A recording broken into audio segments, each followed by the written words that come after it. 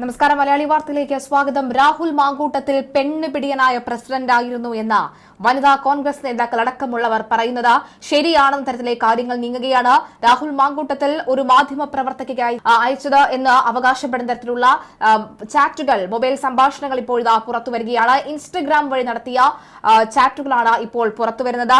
Number ചോദിക്കുന്നതും നിങ്ങൾ എന്ത് മുടിഞ്ഞ ഗ്ലാമർ ആണെന്നും നിങ്ങളെ ഞാൻ നേരിട്ട് കണ്ടിട്ടുണ്ടെന്നും ഒക്കെ പറയുന്നുണ്ട്. സഹോദര, കുഞ്ഞനിയ എന്നൊക്കെ വിളിക്കുമ്പോൾ അയ്യോ അത് വേണ്ടായേ എന്നൊക്കെ പറയുന്നതും കാണാം. എന്തു ഗ്ലാമറാണ്, താൻ മുടിഞ്ഞ ഗ്ലാമർ അല്ലേ എന്ന് ചോദിക്കുന്നുണ്ട്. അതിനെ നേരിട്ട് കാണാത്തത് കൊണ്ടാകാം എന്ന് പറയുമ്പോൾ നാച്ചുറൽ ഫോട്ടോസ് ഒക്കെ കണ്ടിട്ടുണ്ട്, താൻ പൊളിയാണ് എന്നുള്ള അഭിപ്രായമാണ് രാഹുൽ മാങ്കൂട്ടത്തിനുള്ളത്. ഇത് 2020 മെയ്യിൽ അയച്ചിട്ടുള്ള 2020 മെയ് 17, 18, 19 തീയതികളിലൊക്കെ അയച്ചിട്ടുള്ള മെസ്സേജുകളാണ്, സന്ദേശങ്ങളാണ്. 2020 അയച്ചിരിക്കുന്നത്.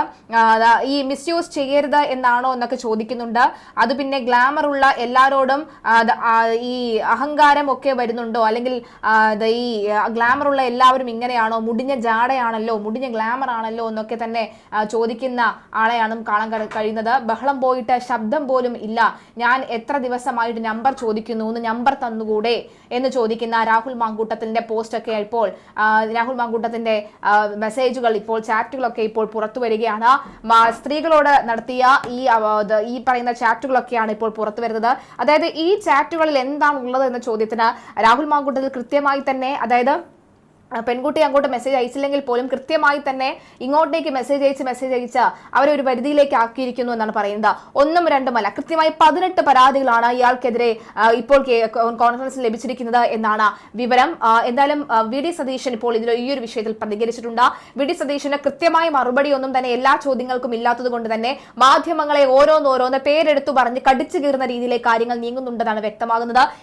ഏതൊരു നേതാവായാലും മുഖം നോക്കാതെ നടപടി കൃത്യമായി തന്നെ സ്വീകരിക്കുമെന്ന് പറയുന്നു. മാത്രമല്ല, മകളുടെ പ്രായമുള്ള, മകളുടെ സ്ഥാനത്ത് നിൽക്കുന്ന ഒരു പെൺകുട്ടിയാണ് തനിക്ക് ഇപ്പോഴത്തെ പരാതി നൽകിയിരിക്കുന്നത്.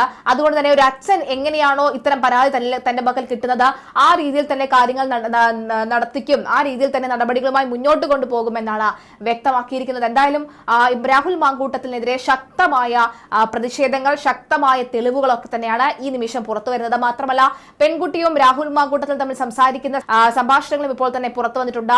ഈ ശബ്ദ സന്ദേശം പുറത്തു വന്നിട്ടുണ്ടെന്നാണ് വ്യക്തമാകുന്നത്. എന്തായാലും ചാറ്റുകളിൽ നിന്ന് വ്യക്തമാകുന്നത് രാഹുൽ മാങ്കൂട്ടത്തിൽ ഒരു പെണ്ണ് പിടിയനാണ് എന്ന് വളരെ വ്യക്തമായി തന്നെ പറഞ്ഞ കാര്യങ്ങൾ ശരിവെക്കുന്ന തരത്തിലെ കാര്യങ്ങൾ നീങ്ങുന്നു എന്നുള്ളതാണ്.